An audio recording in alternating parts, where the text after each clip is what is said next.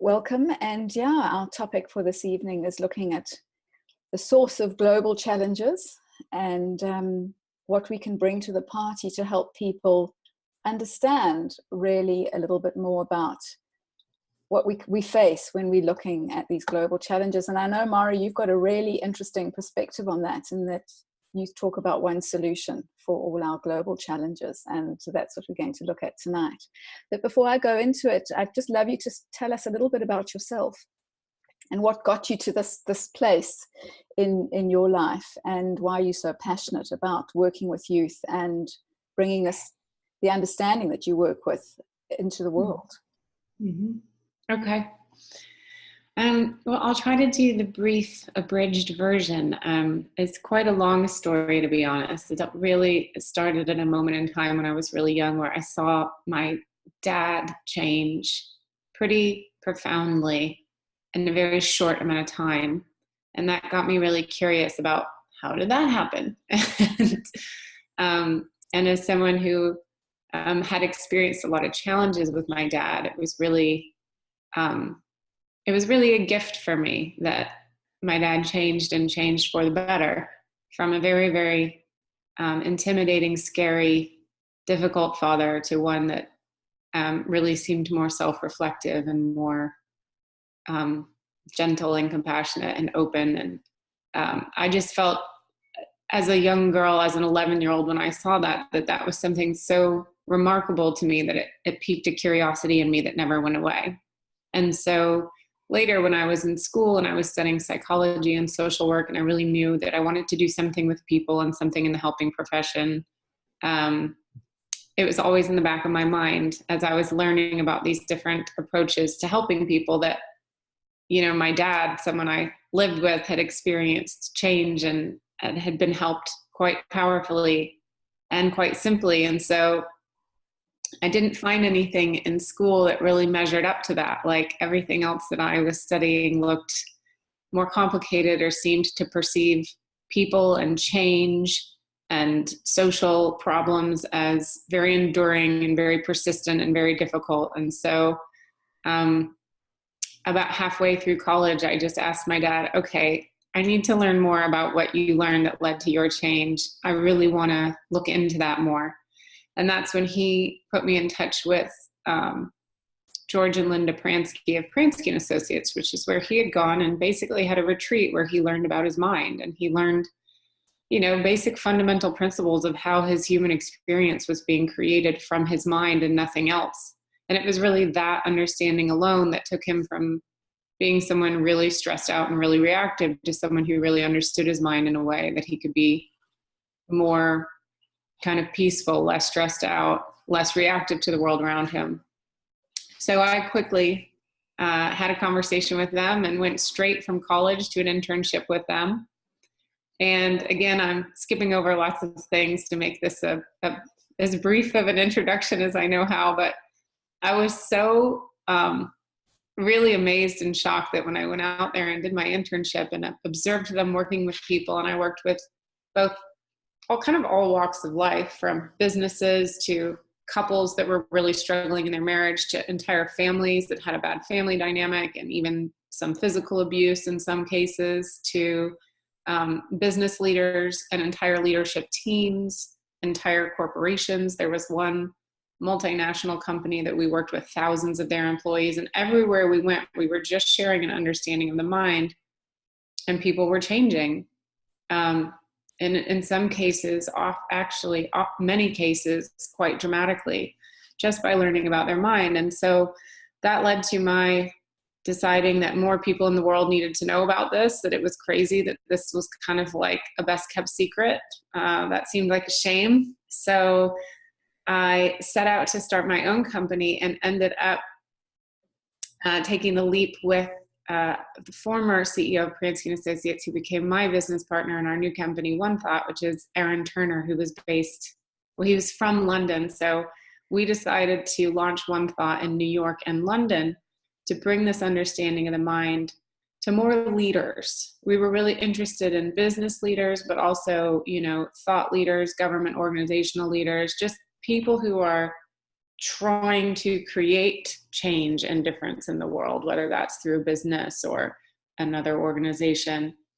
And so I spent about 8 years doing that, which was amazing. And I learned so much. And then there was just kind of this aha moment where, you know, we sort of split our time between traditional business organizations and then training practitioners who wanted to be able to do this in different settings, and then also some kind of more pro bono work with charitable organizations and things like that. But in the back of my mind, I had been really wanting to focus more on some of the biggest global challenges of our time, things like the environment and war, and how that leads to refugee crises and things like that.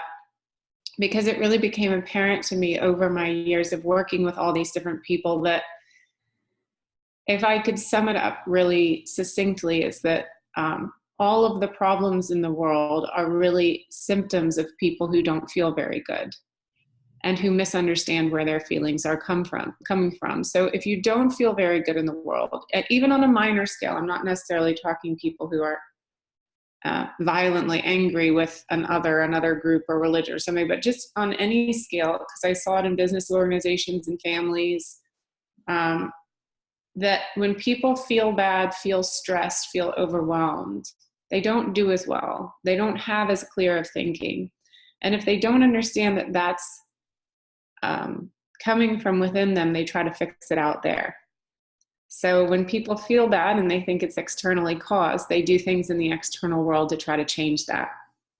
And I noticed that any human being that could learn how their feeling was internally generated, that they weren't a victim of the external circumstance, and to understand the mechanics of the mind that explained why they feel and experience what they feel, they started to get more good feeling, because they weren't as trapped by the misunderstanding that they had, and that when people feel better, they do better.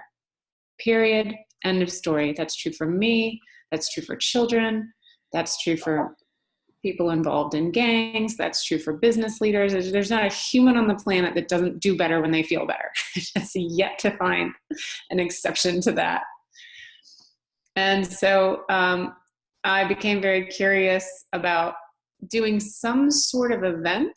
And that was how we initially talked about it, some sort of conference where we could bring change leaders together, people who were really looking at global and social change, bring them together and say, hey, the mind is the missing piece to real transformation and sustainable change.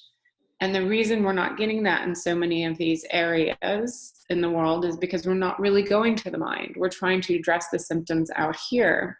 And what I've observed is that's a red herring. It's misleading. You can't actually address problems after they've already been created. They have to be addressed at the source, which is the human mind. So my husband, was boyfriend at the time, now husband, and I were sitting on the couch and had one of those moments where we had a conversation about this conference. And it's a funny story. You can read it. I have a book. You can read the whole, it's the final chapter of the book. You can read the whole thing. But there was a sentence that he said to me when I said, you know, someday I'd really like to this, and someday I'd like to that, and someday I really think the world's problems will not look like this when people, and he said to me just point blank, you know, someday it's just a thought. It's not ever going to get any closer to you. It's not a real thing. So if you see this and you want to do it, you should just do it now. And I was like, oh, that's true. So kind of in that moment was the beginning of my deciding to eventually leave my for-profit business consulting company with Erin and to start One Solution, which is what I run today, which is a nonprofit devoted to solving the global issues of our time by addressing them in the mind. And we have kind of a high-level vision of what we want to do with that. And then we have some kind of practical, on-the-ground, grassroots projects that we do in service to that vision. But the idea is really to just use media, research, and whatever other creative ideas we can come up with to demonstrate to the world that these problems can be solved, and they can be solved by addressing them in the mind. And so we have different projects that are kind of demonstrations of that we're not crazy, that there's actually proof in the pudding in real lives working with real humans. And so the two main projects that we have going on right now is working with youth in the South Side of Chicago. And actually it's expanded to working with youth and parents. But really, for those of you who don't know much about Chicago, it's considered the most violent city in America. The shootings are daily and they spike at different times, particularly in the summer, which is interesting because we're coming into summer now. But it's really just become a part of the culture in Southside Chicago that guns are normal, gun violence is normal, retaliation is considered a part of their mindset. And so we're working with the youth to create a youth-led movement of youth teaching youth about their minds so that they can break the mindset of retaliation. And then the other project we have is in Israel and Palestine, working with a group of what we call our One Solution Middle East Fellows. And they are kids living, I say kids, they're teens and early 20s that really want to make a difference in that region of the world to eliminate the persistent conflict between Israel and Palestine. And they're amazing. And I can tell you all kinds of things about the kids, both in Chicago and Gaza, the West Bank, Israel. They're awesome. And then we have partner projects as well with other organizations doing things with prison inmates in Oregon and more youth in Florida. So we partner with different organizations because our whole long-term plan vision is to show that no matter where you go, anywhere in the world, no matter what the problem, when people learn about their mind and the inside-out nature of life, they feel better. And when they feel better, they do better. I mean, that's amazing. Yes. And I think just bringing it back to South Africa, I mean, we also have in South Africa conflict. I mean, gang violence is huge. There are a lot of kids that are sort of dealing in that space daily and coming out and trying to create a life for themselves, either being drawn into it because they feel that's their only option, or otherwise, you know, something's coming up and they're trying, what other options are there for me? And I think, you know, and I think also just in the school environment, it doesn't matter. I mean, you know, just talking to kids that are either coming from a gang violent conflict situation, there's there's a lot of kids in that. Some kids end up in the gangs, but there are a lot of kids in that space who also are, there's like a goodness that comes through, and they just really, you can see that they're not bought into that. There's something else that comes through with them that they want to do with their lives. And there's like something innate that just fights through that space. And equally, when you look at a private school environment, I've also noticed that the problems or the challenges are the same. Doesn't matter what the background, whether they're coming from that gang and violence or they're coming from a privileged and violence environment. A lot of the issues are the same. We still deal with racism. We still deal with abuse. We still deal with the violence. There's divide. And I just find this concept of one solution, of not trying to fix the problem. So if I say something in a racist conversation, it's really interesting to me that you're saying, well, don't deal with what I'm saying, look to the source of it. And, you know, we all know, you know, when I've spoken to psychiatrists and social workers, they say, yes, we know it's the mind, we know it's thought. So what's different about what you're saying? And maybe you can just speak a little bit, because there's something deep here. It's not just, you know, my belief. Right. Yeah, it's really interesting. I mean, I would say that the biggest difference is what we're attempting to do, and I'm not saying we've been miraculously successful at it yet. It's really an experiment and a journey, but to me, it looks like a very worthwhile one, is to go as close to the source of it all as possible. And you're right, it's typically, we're either dealing with what's been created. So if you look at things like racism and how it's created, like segregation, and like if you look at Chicago alone, there's a tremendous amount of talk and entire organizations set up to try to systemically address the racism that's been throughout the United States. I'm just giving this one city as an example, but everything from disadvantages in terms of buying homes and the quality in education, and schools are different in different neighborhoods. And I mean, you can look at all sorts of very complex, very gnarly things in terms of how racism has rippled out into systems, into a sort of systematized, institutionalized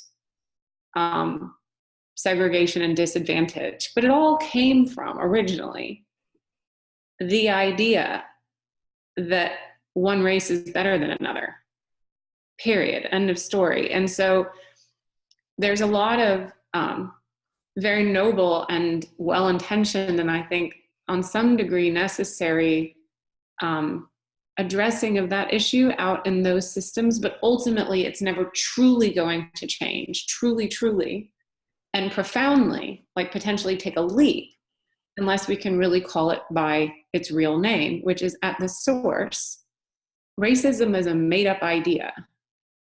It's an illusion. I mean, we could have just as easily as humans come along and said, people with blue eyes are inferior. And then created a whole world in which these institutions and systems and what have you oppressed blue-eyed people. And we'd be looking at, okay, well, how do we reverse engineer what we've created here to make it less unequal for people with blue eyes? And you know what I'm saying? So it's really, it seems the most nebulous, but ultimately I think it's the most powerful, because it really gets at what created this in the first place, and how do we not have to piece by piece by piece undo what we created, but really see what made it in the first place and reveal that for what it is, and then create a world where that no longer is. Not where we're still creating it, because we haven't really addressed it in the thought. So in my kind of wave a magic wand perfect scenario, everyone in the world would have the awakening that this is made up. This is completely made up. It's not a thing. We don't need to, and I actually wrote an article about this recently. I think I saw that you shared it, Bev, but you know, when you realize you're playing with imagination, you don't have to fix what you imagined anymore. You just call it, see it for what it is, and move on, knowing that it's no longer real. It's so much more powerful. It's like when a kid realizes there are no such thing as monsters. You spend years teaching the kid how to feel better about the monster under his bed, until the moment he realizes there is no monster. You don't have to strategize how to feel better. You don't have to build barricades on the sides of the bed and come up with like some sort of call and response system between child and parent. Okay, when I scream, you know, it's like, you don't have to strategize how to deal with monsters when you know that monsters aren't real. And I'm not saying that racism is not very real in the world today. It is. And there is a lot of problems because we believe the monster to be a monster. And I see that those problems do have to be dealt with because the monster is still real. What I would love to do is create future generations of kids that understood everything you see in this world, everything you experience is made up in your own mind. It's made up of thought. Now, if you know that, you can have a tremendous amount of respect for everyone's individual realities and everyone's individual thoughts. And you don't have to be threatened by it or frightened by it, or turn it into a reason to be violent with each other, or turn it into a reason to be perpetually insecure, or turn it into all the different things we turn that misunderstanding into. So it's very, very abstract, and yet at the same time, I think it's very hopeful, because I do think at a young age, we can point that out to kids, and they can understand it. Yeah, absolutely. And you did a lovely presentation at the Chicago conference, the Peace Summit, I think, where you spoke about thought as being the superpower that's actually in our brain. You know, no one can get into my brain and tell me what I'm thinking.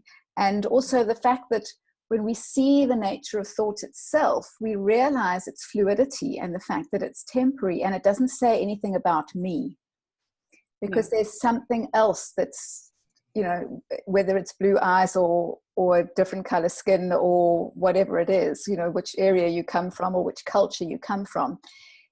It's that's the experience that we're having, but it's not me. Right. You know, and I think that's so powerful. And I know that you had a conversation with a young gang leader, I think it was, in Chicago, who suddenly saw that he was very unhopeful, and said, you know, you don't have a choice with the gangs, you know, you have to join them, or otherwise, you know, there is no choice. And suddenly through this conversation, he saw this thought that maybe he did, because of the nature of thought, maybe he did have a choice. And I'd love you to talk to that, because I just think the example is so powerful. Yeah. Yeah, his name is Dejan. He was over here yesterday. He'll be over here again later today. He's our new buddy. We hang out with him constantly because he's become our youth ambassador of this, our youth leader, and he's helping us. We're actually designing, we're accepting people for a summer internship. We've got over 92 applicants for our summer internship. So Dejan has done a very good job of spreading the word and getting people interested in this. But yeah, what originally happened with him, which is so cool, and you can see, like, if we look at the racism thing and how made up that is, and it could have just as easily been blue eyes, if you look at what's going on in Chicago, and he so sees it now, and he can articulate it really beautifully, but until he had that moment where he saw it was thought, this looked totally real to him, which is what has happened in Chicago. Is in, I think, the early 2000s, the FBI basically came in and strategically dismantled all the major gangs, the ones that you may have heard of before, like the Latin Kings, the Bloods, the Crips, all of these, what had been kind of, frankly, well-established and well-run gangs that were run by men in their 20s and 30s. And they essentially got all the leaders and put them in jail. And so as much as they were wreaking havoc in a lot of ways, they were also maintaining order in a lot of ways, which is interesting. And even the police, we've spent a little bit of time with the police here in Chicago, and they've even admitted that unbeknownst to them, that was one of the most unhelpful things they could have done, because actually it just fragmented it all into some sort of disorganized chaos. And so all of these younger kids, teens, and we're talking anywhere from like 11, 12 up till 19, 20, early 20s, that had been working for something that resembled an organization, now had no leadership. And so it basically turned into a free-for-all. And what that now looks like is that, and I actually say this and I mean it, it's almost kind of sweet and cute. You can see, like, if you lose an adult that has some organizational skills and leadership skills, you just make up your own thing as a kid. Well, what the kids made up then is, fine, I'm going to call my street my gang.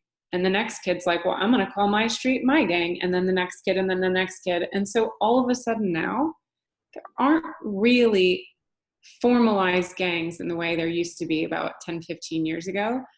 There's just thousands of kids that all have guns that consider the block they live on to be their gang.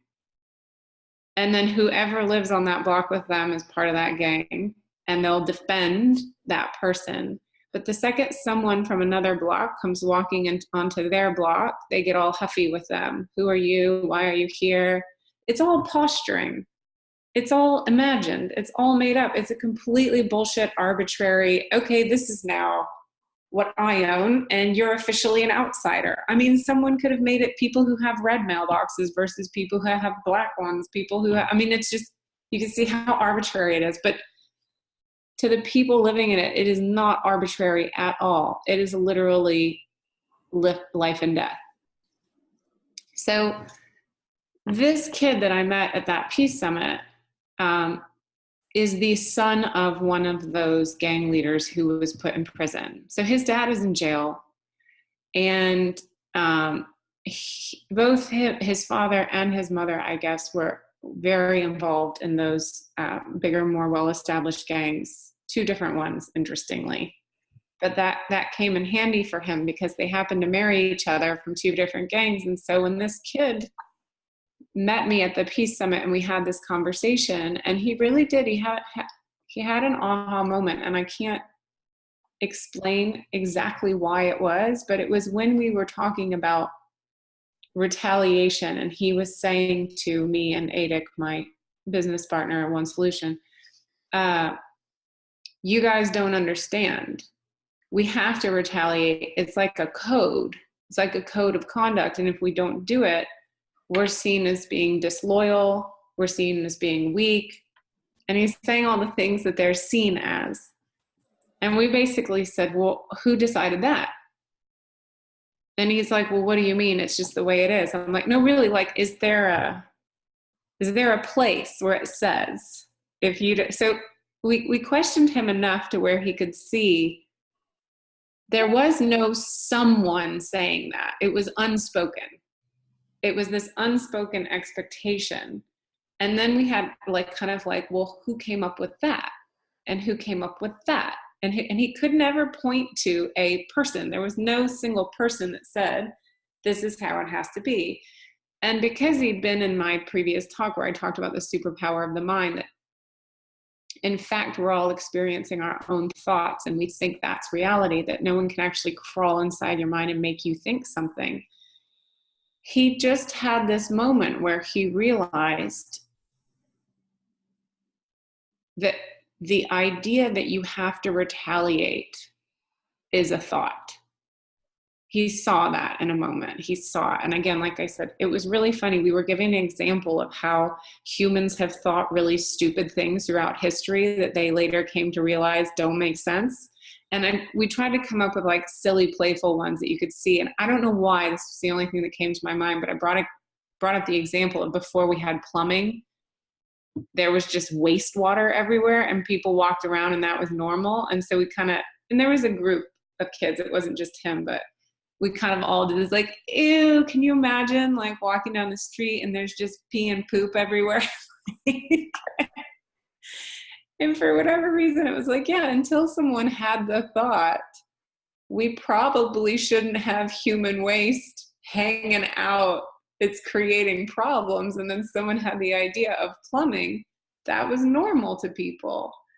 And for whatever reason, that the silliness and ridiculous of that and how normal it looked then and it doesn't now made the light bulb go off of like, oh my God, retaliation looks normal to me right now, but maybe that's crazy and gross and weird too. And that was it. That was kind of the beginning of, you could see kind of the whole thing unravel from there. It was like he popped the balloon and it was just like all the air was coming out. And then, that was exactly a year ago, basically a year and a couple weeks. And since then, he basically came up to us after that talk and he said, we had no intention of even moving to Chicago, but that kid came up to us and he said, I can do that. And I said, do what? And he said, what you're talking about, that if people knew that retaliation was a thought, this would change. He said, I can do that. And I said, okay, do what? He said, I can get more kids to come learn about this because it would change. It would change everything. We wouldn't have to walk out of our houses every day and be scared we were going to get shot. We wouldn't have to look over our shoulder all the time. We wouldn't have to live with that anxiety. We wouldn't have to worry that if we had kids, our kids are going to get shot. If everyone knew this, it would change. I can do that. I can get everyone in my neighborhood. It's like you can get the whole south side of Chicago. And he's like, yeah, pretty much. And he said, because my parents were really influential and I'm kind of immune. Like, no one's going to mess with me. People know who my daddy is. People know who my mama is. They're not going to mess with me. And to my shock, that was like a Wednesday, I think. And on Friday, he FaceTimed me. I've learned a lot about kids. Apparently they only FaceTime. They don't call. He FaceTimes me and he's like, all right, I got 22 people here. What do I do? 2 days later, he'd invited 22 people to his house and he's like, I want to talk to you guys about something. It's something to do with the superpower of the mind, and it's going to change the violence in Chicago. And I'm going to call this lady and she'll tell you more. So long story short, it's been about a year now, but we've kind of organized into what we co-named the Rebels for Peace, because I told him, to point out to people that things that they think are very real are not real. They're just thought. You have to be willing to be rebellious. You have to rebel against the fact that everyone else is going to tell you it is a code of conduct. It is a real thing. You have to be brave enough and rebellious enough to say, I call bullshit on that. So that's why they've become the Rebels for Peace. And now they've got t-shirts, we've had events, they've written raps about it. We've had one formal 6-week internship that happened last year at the end of the year. And then we're starting one this summer where we're getting kids from a bunch of different neighborhoods, because we've primarily been only working with Dejan's immediate group. And he has got, it's not just his friends. He's got some other, family and what have you. But for the most part, the summer internship is designed to expand outside of just his immediate circle. And so the 92 kids that applied, I think only like 2 of them knew Dejan, and the rest are all new people. So that's a great example of one kid having the insight of, oh, I could change this. And if everyone could see what I could see right now, this would really change. That's just amazing. And it also gives people such hope that it's not something that I have to solve out in the world. It's just something that I can see something and I start showing up differently. The behavior changes on its own. And I think that's what's so powerful, no matter what. And I can see how when you say one solution, doesn't matter what you're talking about. In this case, you're talking about violence and gangs, and just seeing retaliation doesn't make sense anymore. But then when you see that culture doesn't make sense anymore, or gender doesn't make sense anymore, or skin color doesn't make sense anymore, or the fact that I was abused when I was a child, I don't have anything to defend, doesn't make sense anymore. It's quite liberating for the people, because they can get on with their lives. Yes. And you've got some new possibility for your life. You can just show up and realize that I don't have to be a victim anymore.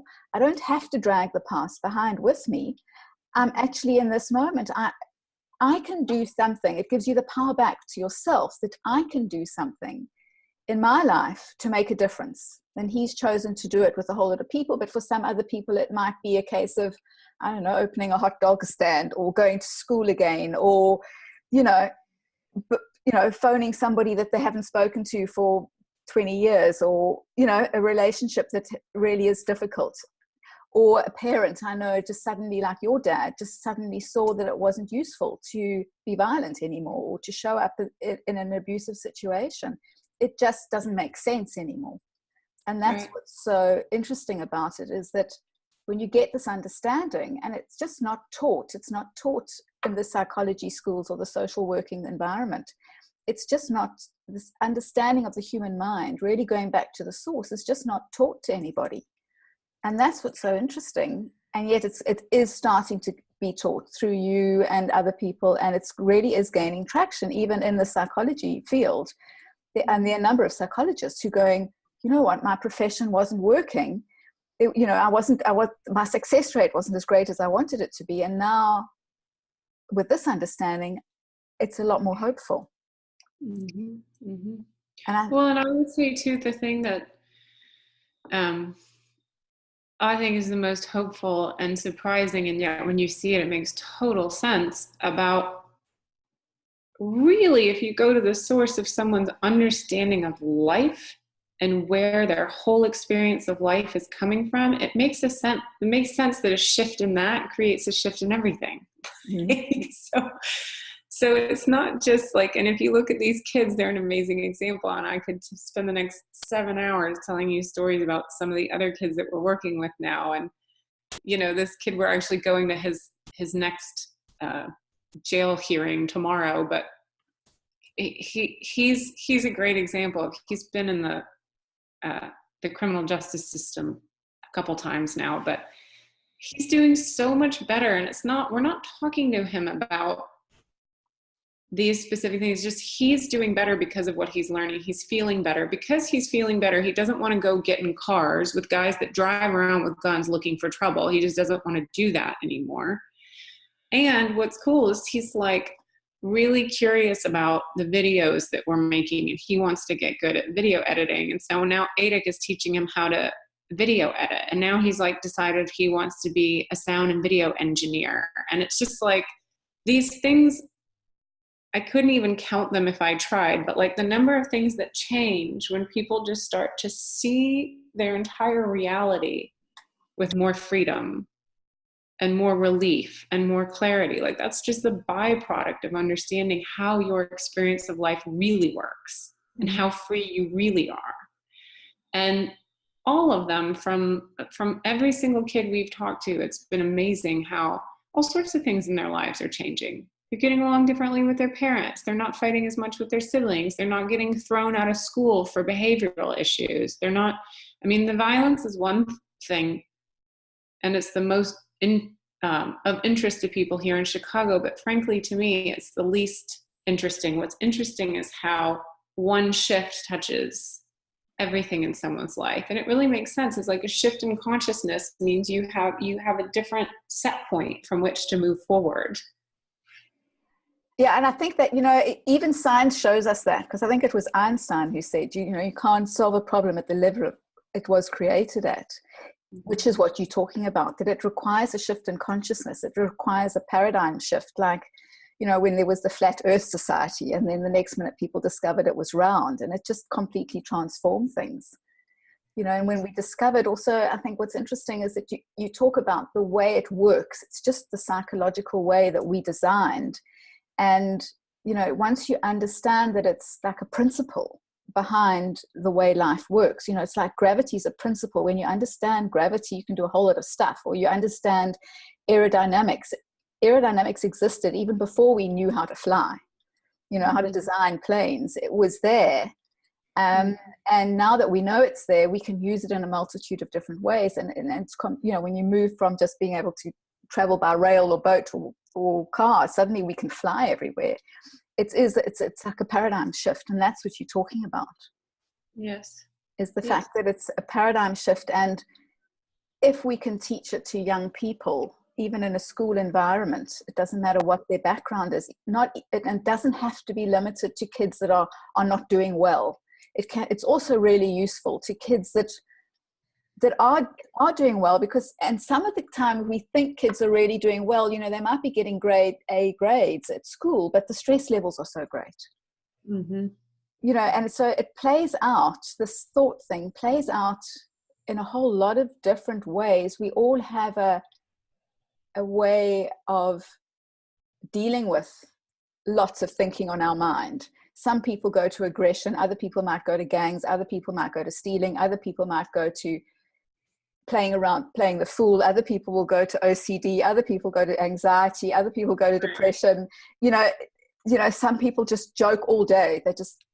All they do is pass, they just joke about everything. It's all, the way we behave is all related to this thinking thing. And I think when you see that, it's really, really interesting. And I know for my own life, I came across this understanding a few years back.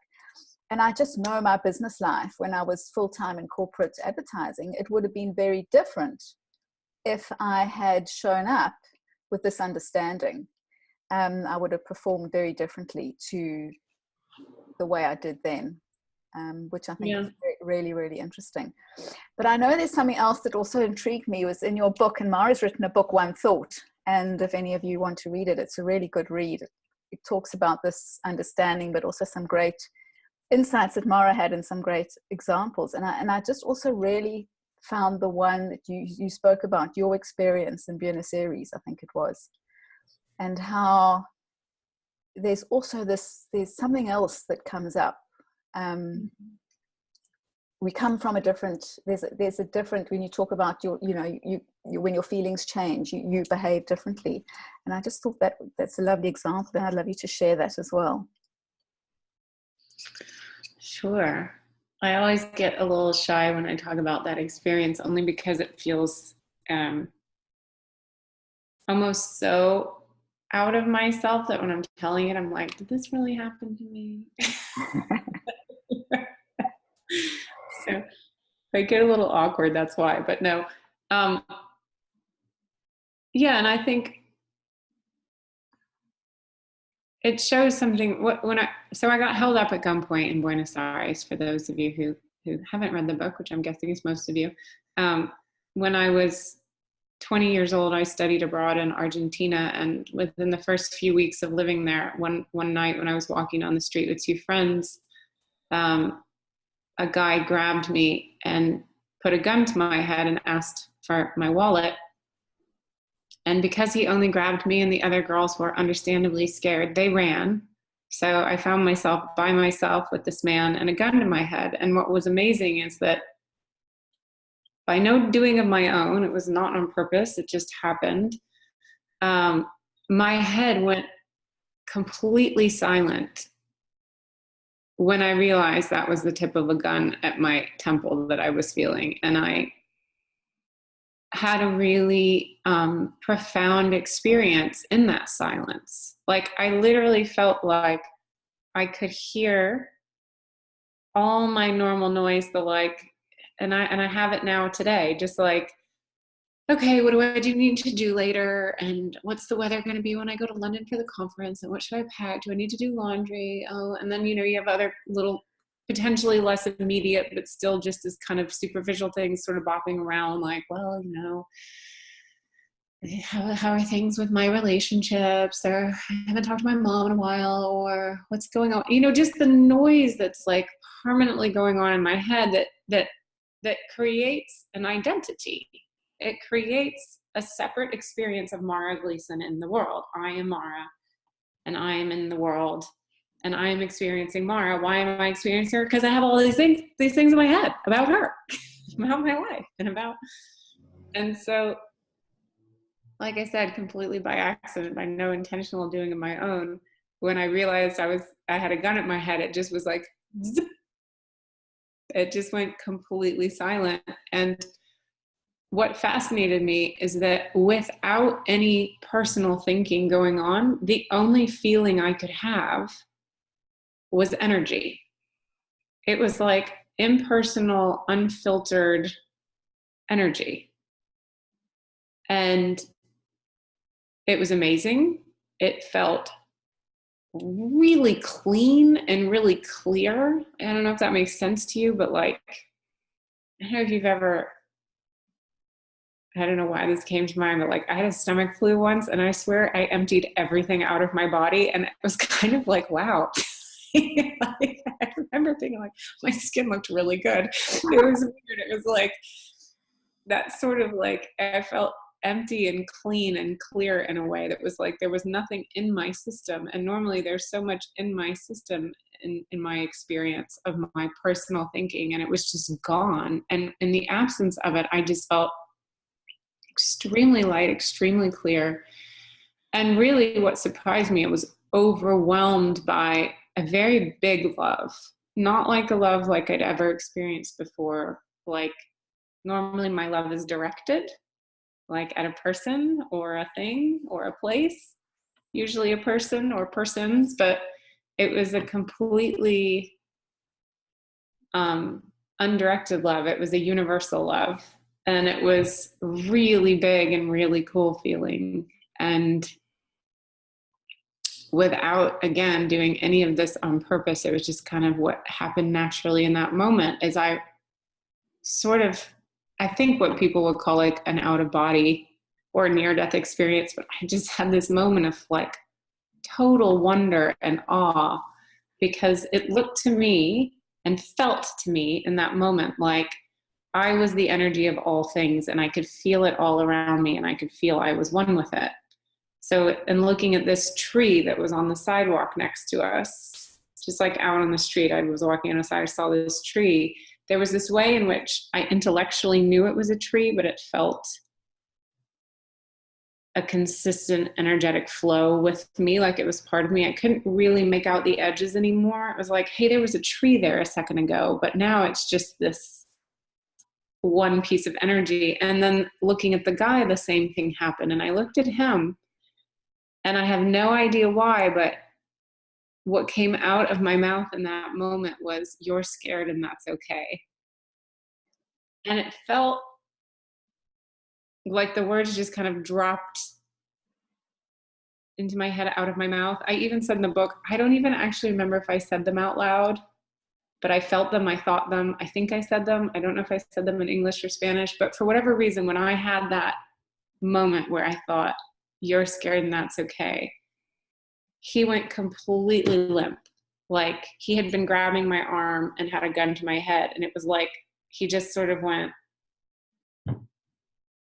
And so I kind of like gave him his hand back because it had been sort of here. So kind of like gave it back to him. And I don't know how to describe it other than there was this like moment of recognition. Like he realized that something really powerful was happening between us, and he just let me go. He didn't say anything else. He didn't do anything else. He just let me go. And I remember kind of turning and walking away, and I was sort of walking slowly. And then eventually my thinking started coming back, and it was like, "You should run. You should run." So then I started running. And then as I'm running, it's like, okay, you should go into a public space where there are people. Don't be alone anymore. And so then I took a left back on the street where we'd come from, and I went into a restaurant bar. And the second I got in the bar and I saw all the other people and I heard the chatter of people on a Friday night in a restaurant bar, all of my thinking came back. And what was fascinating is I immediately became very uncomfortable. Like I went from being fine, and actually more than fine. I felt like great when my head was totally empty and I was just having this very peaceful, sort of universally in touch experience, to just feeling like a genie getting sucked back in a bottle. I was like, no, don't make me go back there. Please don't make me go back there. It was so tight and so small. And it felt like someone had just jammed me into tiny clothes. And what intrigued me was I was very anxious and very scared at that moment when I was in the restaurant around people, safe, no gun to my head, nothing. And in that moment, I realized, oh my God, you're freaking yourself out. You are freaking yourself out by what happened. While it was happening, you were fine. This doesn't make any sense. And in that moment, I realized, oh my God, we are only pure energy. And then the thought system of our personal minds goes and tells us a story. And sometimes that story is lovely, and sometimes it freaks us out and makes us anxious. Like that's all that's going on in life. And so it was really interesting to me that I had that experience. And then I pretty much tucked it away because I tried to talk to one or two people about it. And I got very kind of misunderstanding responses, which was, and my boyfriend at the time was like, "The hell is wrong with you? Why didn't you just give the guy your wallet? What are you trying to get killed?" I was like, I don't think you really understand. This wasn't like a conscious choice I made. I wasn't like, should I give him my wallet or should I try this really strange thing where I like empty my head? Like it didn't happen on purpose. It just happened. So I realized after trying to explain it to one or two people that even I didn't really understand what had happened to me. And so I just quit talking about it. And I literally kind of put it in a box in my mind, told no one about it for probably 2-3 years. And then when I was doing my internship at the Pransky's and I was learning these principles of the mind, I was like, oh my God, I totally get what happened to me now. It makes total sense. And actually, you don't have to have a gun put to your head to appreciate that we experience a world of thought. And the more thinking we have and the more we believe in that thinking, the more separate we feel. And the more kind of like filtered that energy of life is. Whereas when we have less and less on our minds, or even we don't even have to have less on our minds, but when we understand the illusory nature of that separation, the anxiety and the loneliness that creates just becomes lighter, becomes thinner, becomes flimsier. And so I like now that I have had that experience in a very profound way, but I feel like ultimately anyone can be taught about that in a very practical and ordinary way. That normal thinking that was running my life and chatter and that made me really anxious when I ran into the restaurant isn't really what's behind life. It's just what's temporarily in the forefront of your mind. Yeah, and I think what's really cool about that example is that while yours was a gun to your head, it could be anything. Mm-hmm. You know, the same thing, and it's the same understanding. And I think that's what's really interesting about the work that you're doing, and this understanding of that Sydney Banks put up about the 3 principles. Really, it's not really new. It's been around forever. It's how the mind works. You know, it's how we designed as human beings. But what's really interesting is now that we're kind of seeing that, whereas before we haven't really seen it in any major way. Really, it's been, I think, and because it's the way designed, some people operate more in that way naturally, and then other people don't. Some people get caught up more in the outside world, and other people don't get caught up so much. And that's really interesting to me. And just, Mara, there's one question before, I know we're running a little bit short on the time, is from Jessie. She says, I'd like to know suggestions for opening up the dialogue with schools or youth organizations. Mm-hmm. And I know that there are a couple of initiatives around that, around the world. I don't know if you know any, or I know you do some work in that space as well. I mean, that's obviously the work that you do continuously. Mm-hmm. Well, I mean, I think there's 2 different ways you can do that. One is really to find people who are already doing that and ask them to do it for you, or to do it yourself. And I think the easiest way to do it yourself is to be able to see it yourself. Like, starting a dialogue on anything is easy if you see it clearly, and it's hard and intimidating if you don't. So, like, if I wanted to start a dialogue with people in my neighborhood about creating a community garden, I would just need to learn about community gardening, whatever, it's really easy if you understand it, because then it's just starting a conversation about something that looks very obvious and natural to you.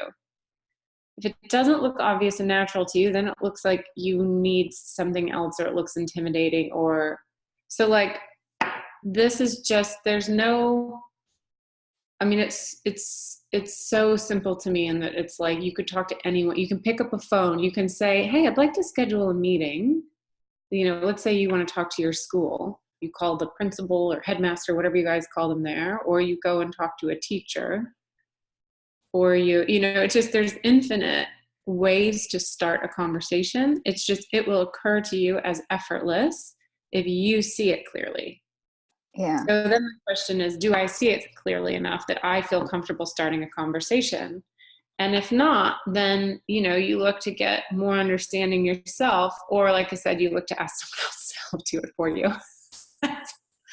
That would be my simple answer. But I don't know, Jessie, if you want to say anything specific about the kind of conversation you're trying to start, or with who.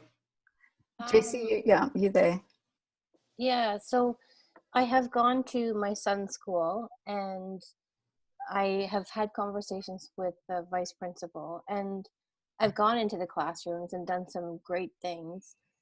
I framed it around kind of mental health and resilience. Mm-hmm. And he said, we were talking one day about growth mindset, and he said, well, what is it that you do? So I explained it to him. And he said, I sit on the steering committee for mental health. And I said, that's fabulous. Can I come in and have a conversation with you? And he said, oh, well, we're a Catholic school and we rely on our religion to teach kids that. And I didn't know where to take the conversation after that. Part of me wanted to say, well, I'm working with a lot of your kids and that's not working. but I didn't. He left it and he walked off. And so I thought, I have gotten permission from the Catholic School Board to go in to do a couple of workshops with my son's classes. But I wanted to kind of engage more. I wanted to do more. And I wasn't sure where to take it then. Mm-hmm. Jessie, can I just ask, where are you based? I'm in Canada. Okay. Yeah, I mean, what occurs to me, and this is always fascinating, because I believe me, I've had my fair share of conversations where I haven't done this, but what I think is the most helpful thing to do is to follow those thoughts that occur to you. So when you said what occurred to me to say, but I didn't, is like, well, why didn't you? In a way, like, if you don't have a judgmental edge, that's a really worthwhile point to bring up. Well, that's interesting because I've been working with some of the kids in your Catholic school system, and it doesn't appear to me that that is working as well as it could be, or that that is enough. Or the thought would go, well, how do you feel that's working? Would you say that the religion is covering all of that brilliantly and you have no mental health problems whatsoever in your schools? That's a great. Jeepers, I wish I had you in my little earpiece when I'm talking, because that sounds really good. But you do have it in the sense that that did occur to you. Something along those lines did occur to you, and something along whatever lines that's helpful occurs to everybody. The problem is we stop it. Yeah. We get insecure. We go, oh, I can't say that. Like the first thought I had when we decided to have the conference, I remember thinking, well, we should just call it One Solution because this would solve all the world's problems. And then my next thought was, well, that sounds stupid or arrogant. And then this is even better. Then you go looking for feedback. Hey, does this name sound good to you? And then what do you get? 800 different opinions. Yeah. So you just have to go with what you see that makes sense to you and not really care what other people think. And there's going to be X amount of people that it might not go anywhere. But if you're clear and you don't override the clarity you have about it with a whole bunch of insecure thinking about, well, how do I sound? Or what if I upset people? Or, you know, don't go out and be an asshole in the world. I don't think that's nice either. But if you're purely intentioned, then I think you can just do what makes sense to you in the moment and say what makes sense to you in the moment. And the number of us that stop ourselves short because we're worried what other people are going to think is, I think, why a lot of things don't move quicker, why we don't get into schools faster, or why we haven't changed the world quicker, is because everyone's busy worrying how they look, kind of thing. Me too. We would be doing way more than we're doing right now if I didn't have the stuff I have in my head, because I do still have it. But what I've been able to see through is what's gotten me as far as I've gotten. Okay. Yeah. Thank you. Okay. Yeah, it's very, very true. Thank you very much. You're welcome. Thanks for the question. Yeah. Are there any other questions? If anyone has another question they want to give to Mara. Not. I mean, I do know that there are a couple of people around the world who are working in youth organizations and who are developing programs or curriculums, I should say, that take this understanding into schools environment in a very structured. It's structured, but it's quite a loose way of they take it into bite-sized pieces and lead kids through a process of understanding the conversation in a language that they understand. So that definitely is possible to do that. And there are courses out there if you're interested in following that. If anybody wants to get hold of me, you can, and I can let you know what I know in terms of that space, of what else is out there. But and I think, as Mara said, it's just following the conversation. If you've got some background understanding, that's what you need, because you just have the conversation. I mean, Mara, you saw that in business and wherever. It wasn't a case of having to have a structured program at all. Sometimes it was just going in at wherever that entry point happens to be. In Chicago, it's with gangs, and in Gaza, it's with something else. And I think that's what's really interesting. Yeah. I don't have a problem when I get into the schools and working with the kids. I'm absolutely that's going phenomenal, and I've been doing a lot of workshops with kids. It's just the initial getting in the door part that's been a little bit more. I've found it a little bit more challenging. Yeah. But I think that common sense in the moment, that wisdom in the moment is to go with, like you went with one solution. It is to speak up. It's to have that confidence to speak up and just go with whatever occurs, because we don't know what's going to be the thing that's going to unlock people, is going to make sense to them. And it's different for everybody. So there isn't a one solution in terms of opening the door. It always is just whatever presents in the moment. And that's what's so special about it. Well, not special, but what's so useful and hopeful about the conversation is that we all get these ideas in the moment that are going to lead us down the path that's right for that moment. Yeah. Okay, well, Mara, is there anything else you'd like to add? I mean, I wanted to also ask about Gaza, but we haven't got to what you're seeing in that space. Yeah. I want to mention it very quickly. No, I was just going to say, actually, if anybody wants to follow One Solution Global on Facebook, you can actually see a lot of videos and photos and quotes from the youth that we've been working with in Gaza. So there's a lot of that available online, since we didn't really have time to get into it. But yeah, I would just say in summary, like, I think one of the things that, I don't know how to say it other than to just like really challenge yourself to see the freedom you really do have. Like, one of the things that Adik and I realized in doing this is like, I don't really have any reason not to. I feel very fortunate that I was blessed enough to be born into a country where I do have freedom of speech, and no one's going to kill me for saying something crazy. Worst case scenario, they'll disagree with me, I think just like when I ran into that restaurant, freaked myself out and made myself anxious about something that had actually already happened and was fine and was frankly beautiful. And suddenly I was telling this whole story in my head that was making me feel anxious and insecure and wrong. And it's like, we do that about so many things, but if you really step back, it's all scaring yourself with your own thinking. And I just feel like anyone who's inspired to do any kind of change, whether it's in this realm or something else, just to kind of, release yourself from the stuff in your mind and feel totally free. That if you're inspired to do something with youth in schools, go do it. And no matter how many times people seem uninterested, just keep having that conversation with someone else.